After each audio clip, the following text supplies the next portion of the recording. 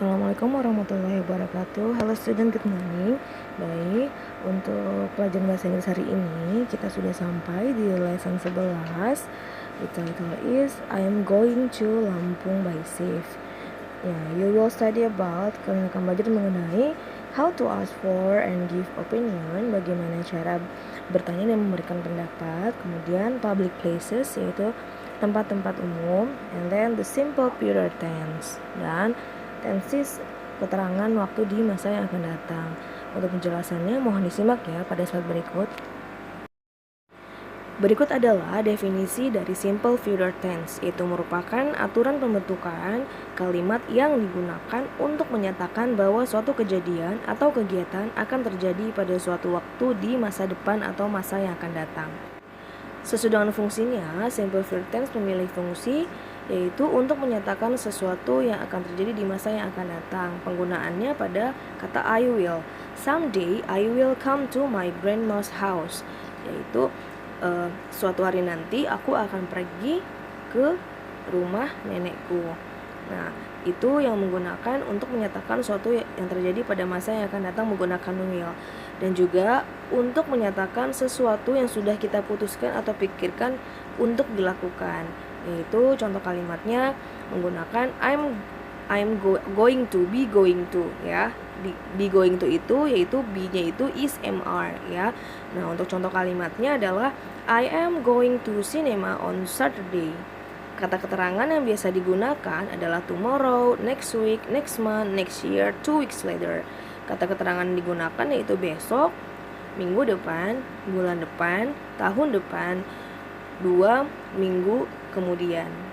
Untuk bahasan kali ini kita akan berfokus pada simple future tense menggunakan rumus be going to, yaitu is MR plus be going to.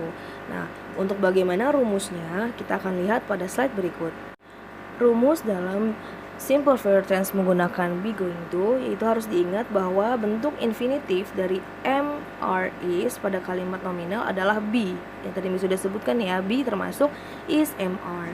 Nah, berikut merupakan rumus pola kalimat dalam simple present tense menggunakan be going to. Rumusnya adalah subject atau pelaku atau orangnya plus be, yaitu MR is, and then plus going to, and then plus infinitive atau verb 1. Jadi rumusnya subject, be, plus going to, dan verb 1 ya. Untuk subjeknya itu yaitu I, you, we, they, she, he, it ya. Nah, M ini digunakan untuk subjek I, R digunakan untuk subjek you, we, they, is digunakan untuk subjek she, he, it. Nah, untuk contoh penggunaan pada rumusnya di situ ada subjek ya, seperti tadi ya, ada to be yaitu is MR, and then ditambahkan going to, and then verb 1. Nah, contoh kalimatnya adalah he is going to watch movie tomorrow. Nah, lihat ada tambahan untuk kapannya, waktunya, dan dia menggunakan kata untuk keterangan waktunya yaitu tomorrow, besok. Jadi he is going to watch movie tomorrow artinya dia akan pergi menonton film besok. Nah, itu sudah dipastikan dan dia akan lakukan ya. Kemudian we are going to watch movie tomorrow. Nah, kami akan menonton film besok. Nah, di sini kalimat yang sama tetapi perbedaan penggunaan subjeknya dan juga perbedaan penggunaan to be-nya. Nah, pada kalimat kalian bisa melihat perbedaan penggunaan dari to be-nya. He is dan we are. Is digunakan untuk keterangan to be menggunakan subjek ketiga tunggal yaitu he, she, it.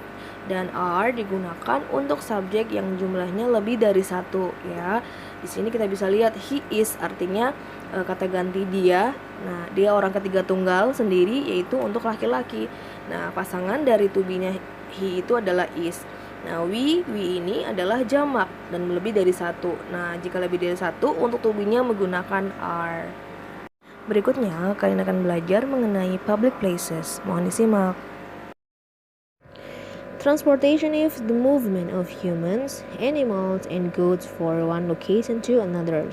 Transportasi adalah perpindahan manusia, hewan, dan barang-barang dari satu lokasi ke lokasi lainnya.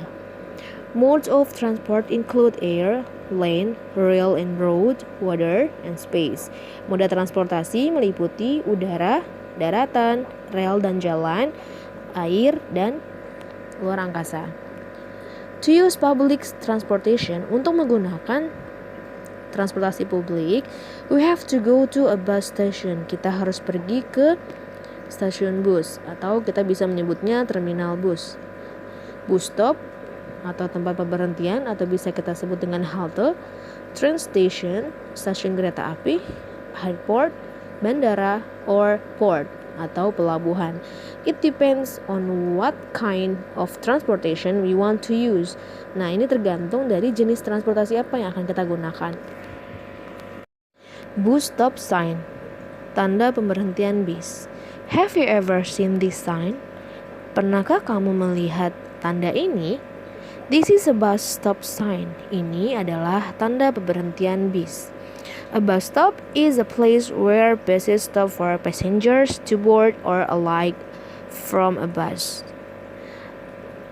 Tempat pemberhentian bis adalah tempat di mana bis berhenti untuk menurunkan dan menaikkan penumpang.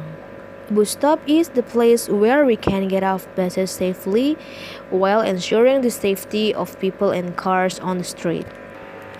Halte bus adalah tempat di mana kita bisa turun dari bus dengan aman sambil memastikan keselamatan orang dan mobil di jalan. Bus stop, shelter, halte bis. Why do we have to wait for the bus at the bus shelter? Kenapa kita harus menunggu bis di halte bis? Driver should not violate traffic regulation. Pengemudi atau supir tidak dapat melanggar peraturan lalu lintas. Driver cannot drop passenger off outside of the designated stopping areas. Pengemudi atau supir tidak dapat menurunkan penumpang di luar area pemberhentian yang telah ditentukan. Bus station, stasiun bis atau terminal bis. A bus station is a place where buses stop to pick up and drop off passenger. Stasiun bis atau terminal bis adalah tempat di mana bis berhenti untuk menaikkan dan menurunkan penumpang. A bus stop station is larger than a bus stop. Stasiun bis atau terminal bis lebih luas dibandingkan tempat pemberhentian bis atau halte. One of bus station in Jakarta is Tanjung Priok Bus Station.